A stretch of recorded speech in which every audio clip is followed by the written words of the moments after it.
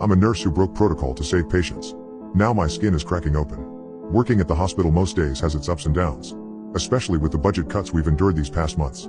It's gotten harder to understand what the administrators expect of us when we're stretched so thin. Honestly, it's a struggle for patients to even see a doctor these days. It's difficult to reconcile that a system meant to care for people so often just guesses. So often, it shrugs. What I've learned is this: the only thing that saves a patient anymore is a doctor bending the rules, or one of us nurses actually putting in some work. It started small, these unconventional methods. A burn victim came in, and we had no available rooms, no proper anesthetics. Just me and 3 other nurses scrambling for a solution. Then I thought of something: nearly expired experimental medications for pain relief for chemotherapy, stockpiled for another department. The others hesitated. It was a risk, but it worked. The patient recovered. Slowly, they came to see things my way. Now, our unit reports a 5% better recovery rate than the others. But we don't talk about how. Not to patients, not to doctors, not even to new nurses until they've been broken in properly. Other cases had improvised solutions. But then came the ones that didn't. The ones where we had to decide, fast, who got pushed through and who wouldn't last the wait. After a while, the solutions got creative. The second time, it was a child. Leukemia, with the oncology unit backed up for weeks. His mother begged, her voice fraying at the edges.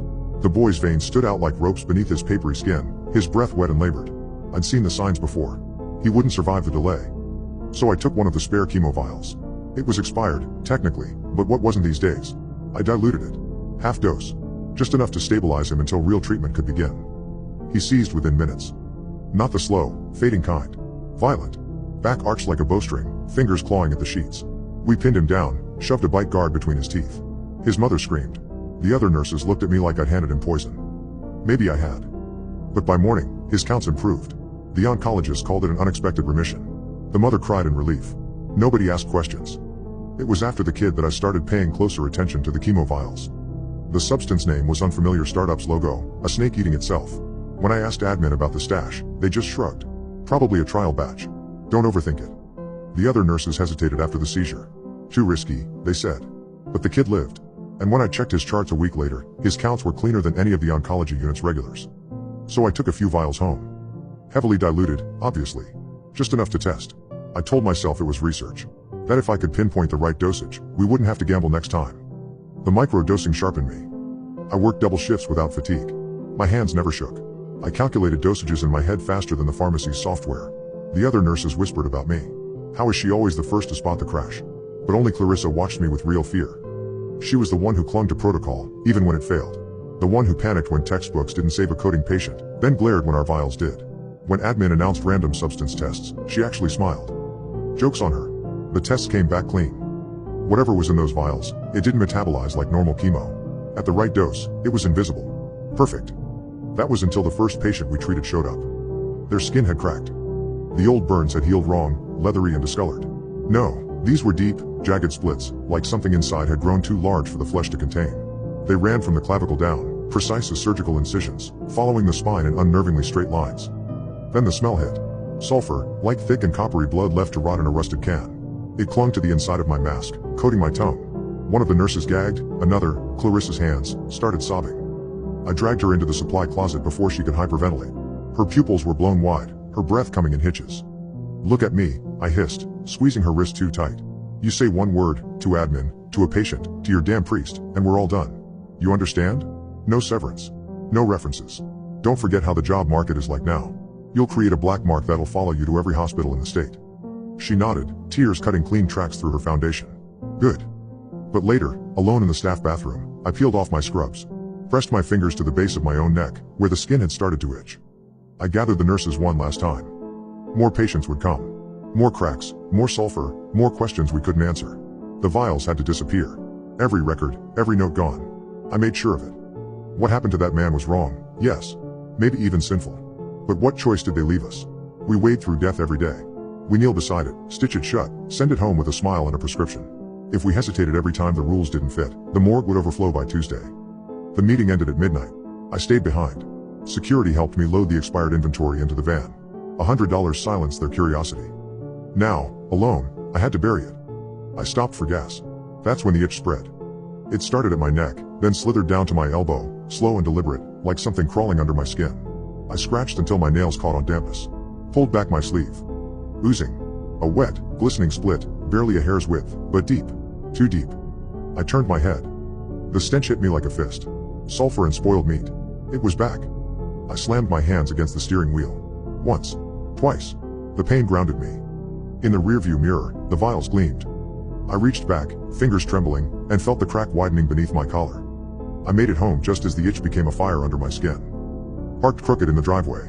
Brushed past my husband's questions, my daughter's outstretched hand. Locked myself in the bathroom. Strip. Inspect. Fix this. The mirror showed the truth, jagged fissures branching from my neck to my ribs, weeping that same translucent ooze. The smell had already seeped under the door. A knock. Honey? You okay? Fine. My voice didn't sound like mine. Order the pizza. The shower hissed to life. I scrubbed until my skin burned, but the ooze clung like oil. My daughter's voice floated in, muffled. Ma, why's it smell like matches in here? Then, the solution, a single 50 milliliters vial tucked behind the towels. I drank it.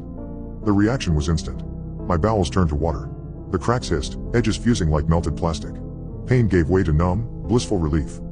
Ma, pizza's here. I leaned against the tiles, breathing hard. The vial had worked. For now. I started to grow nervous about how long I would need to take the vials to prevent the cracking. Maybe I could trace the manufacturer, find a generic, something to make it feel less nameless.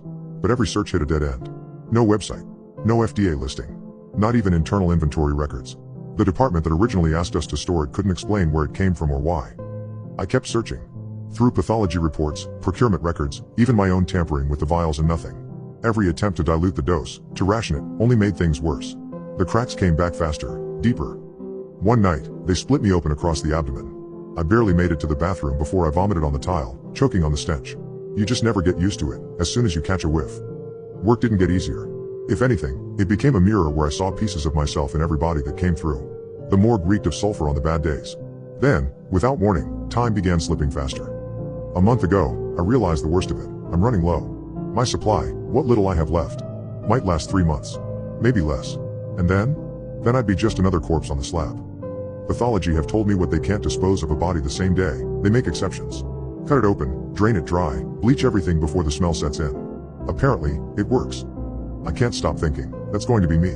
They'll bleach me before my husband even gets there. He suspects something. He thinks it's another affair. How could I tell him this? Show him this? I just think about how alone I am now. Especially now that I'm the last one left. Everyone else quit, transferred, or disappeared. Clarissa. She didn't make it. I went to her funeral last week. I wasn't welcome. The contempt from the other nurses fouled the air. Before the service even started, I had to leave. The itch had come back worse than ever. Like something was clawing its way out every time I took the vial too late.